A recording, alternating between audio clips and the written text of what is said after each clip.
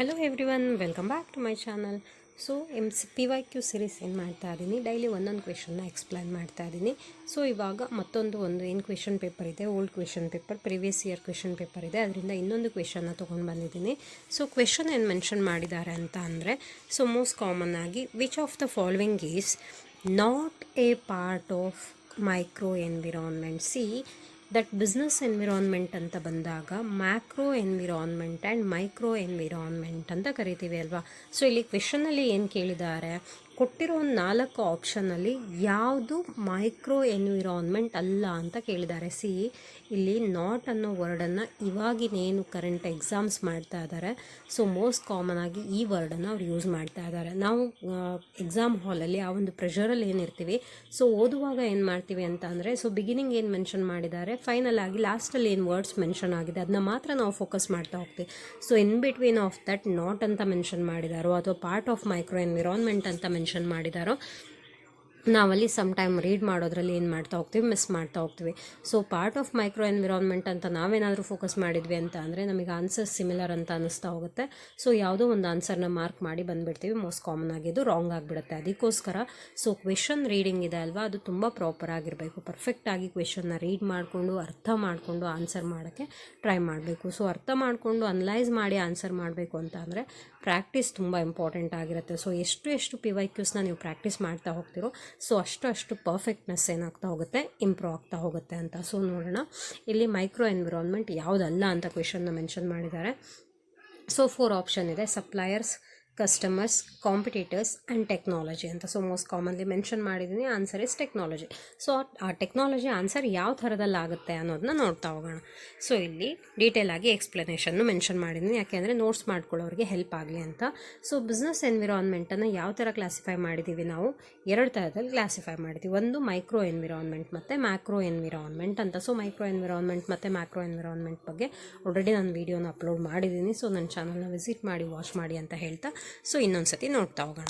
ಏನು micro environment ಅಂತ ಅಂದರೆ, ಮೈಕ್ರೋ ಎನ್ವಿರಾನ್ಮೆಂಟ್ ಅಂತ ಅಂದರೆ ನೋಡಿ, it consist the actors close to the company that directly affects the daily operation.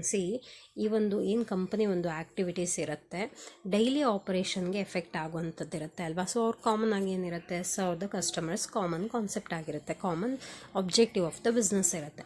So ಇಲ್ಲಿ ಮೈಕ್ರೋ ಎನ್ವಿರಾನ್ಮೆಂಟ್ ಅಂತ ಅಂದರೆ ಕಂಟ್ರೋಲೇಬಲ್ ಫ್ಯಾಕ್ಟರ್ಸ್ ಅಂತ ಕರಿತೀವಿ ಅಲ್ವಾ. ಸೊ ಕಂಟ್ರೋಲೇಬಲ್ ಫ್ಯಾಕ್ಟರ್ಸ್ ಅಂತ ಅಂದರೆ ಏನು, ನಾವು ಅದನ್ನು ಏನು ಮಾಡ್ಬೋದು, ಕಂಟ್ರೋಲ್ ಮಾಡ್ಬೋದು. ಸೊ ಮ್ಯಾಕ್ರೋ ಎನ್ವಿರಾನ್ಮೆಂಟ್ ಅಂತ ಅಂದರೆ ಸೊ ಅದು ಬ್ರಾಡರ್ ಕ್ಯಾಟಗರಿ ಆಗಿರುತ್ತೆ. ಸೊ ಅದನ್ನು ನಾವೇನು ಮಾಡೋಕ್ಕಾಗೋದಿಲ್ಲ, ಆ್ಯಸ್ ಎ ಬಿಸ್ನೆಸ್ ಫರ್ಮ್ ನಾವೇನು ಮಾಡೋಕ್ಕಾಗೋದಿಲ್ಲ, ಕಂಟ್ರೋಲ್ ಮಾಡೋಕ್ಕಾಗೋದಿಲ್ಲ. ಸೊ ಇಲ್ಲಿ ಕೇಳಿರೋ ಕ್ವೆಶನ್ ಯಾವುದ್ರ ಬಗ್ಗೆ, ಕಂಟ್ರೋಲೇಬಲ್ ಫ್ಯಾಕ್ಟರ್ಸ್ ಬಗ್ಗೆ, ಅಂದರೆ ಮೈಕ್ರೋ ಎನ್ವಿರಾನ್ಮೆಂಟ್ ಬಗ್ಗೆ ಕೇಳಿದ್ದಾರೆ. ಸೊ ಯಾವ್ಯಾವುದು ಮೈಕ್ರೋ ಎನ್ವಿರಾನ್ಮೆಂಟ್ ಅಂತ ಮೆನ್ಷನ್ ಮಾಡಿ ಅದರಲ್ಲಿ ಏನು ಮಾಡಿಬಿಟ್ಟಿದ್ದಾರೆ, ಒಂದು ಆಪ್ಷನ್ನ ಮ್ಯಾಕ್ರೋ ಎನ್ವಿರಾನ್ಮೆಂಟ್ ಆಪ್ಷನ್ನ ಕೊಟ್ಟಿದ್ದಾರೆ. ಸೊ ಅದು ಯಾವುದು ಅಂತ ನಾವು ಫೈಂಡ್ ಮಾಡಬೇಕಲ್ವಾ. ಸೊ ಇಲ್ಲಿ ನೋಡಿ, ಸಪ್ಲೈಯರ್ಸ್ ಅಂತ ಹೇಳಿದೆ 4 ಆಪ್ಷನ್ನಲ್ಲಿ. ಫಸ್ಟ್ ಆಪ್ಷನ್ ಅವ್ರು ಏನು ಮೆನ್ಷನ್ ಮಾಡಿದ್ದಾರೆ, ಸಪ್ಲೈಯರ್ಸ್ ಅಂತ. ಅವ್ರು ಏನು ಮಾಡ್ತಾರೆ, ರಾ ಮಟೀರಿಯಲ್ಸು ಮತ್ತು ರಿಸೋರ್ಸಸ್ನ ಸಪ್ಲೈ ಮಾಡ್ತಾರೆ ಬಿಸ್ನೆಸ್ ಆರ್ಗನೈಸೇಷನ್ಗೆ. ಸೊ ಅದು ಕಂಟ್ರೋಲೇಬಲ್ ಫ್ಯಾಕ್ಟರ್ಸ್. ಸೊ ನಮಗೆ ಬೇಕಾಗಿರೋಂಥ ರಾ ಮಟೀರಿಯಲ್ ಎಷ್ಟು ಕ್ವಾಂಟಿಟಿ ಬೇಕು, ಎಷ್ಟು ರಿಸೋರ್ಸಸ್ ಬೇಕು ಅಂತ ನಾವು ಸೆಲೆಕ್ಟ್ ಮಾಡ್ಕೋಬೋದಾ. ಸೊ ಸಪ್ಲೈಯರ್ಸ್ ಯಾರಾಗಿರಬೇಕು, ಯಾವ ಥರ ರಾ ಮಟೀರಿಯಲ್ ಸೆಲೆಕ್ಟ್ ಮಾಡಬೇಕು ಅನ್ನೋದನ್ನ ಆ್ಯಸ್ ಎ ಬಿಸ್ನೆಸ್ ಫರ್ಮ್ ನಾವೇನು ಮಾಡ್ಬೋದು, ಕಂಟ್ರೋಲ್ ಮಾಡ್ಬೋದಲ್ವಾ. ಸೊ ಇದೇನಿದು ಕಂಟ್ರೋಲೇಬಲ್ ಫ್ಯಾಕ್ಟರ್ ಆಗಿರುತ್ತೆ. ಸೊ ನೆಕ್ಸ್ಟ್ ಒನ್ ಏನು, ಕಸ್ಟಮರ್ಸ್ ಅಲ್ವಾ.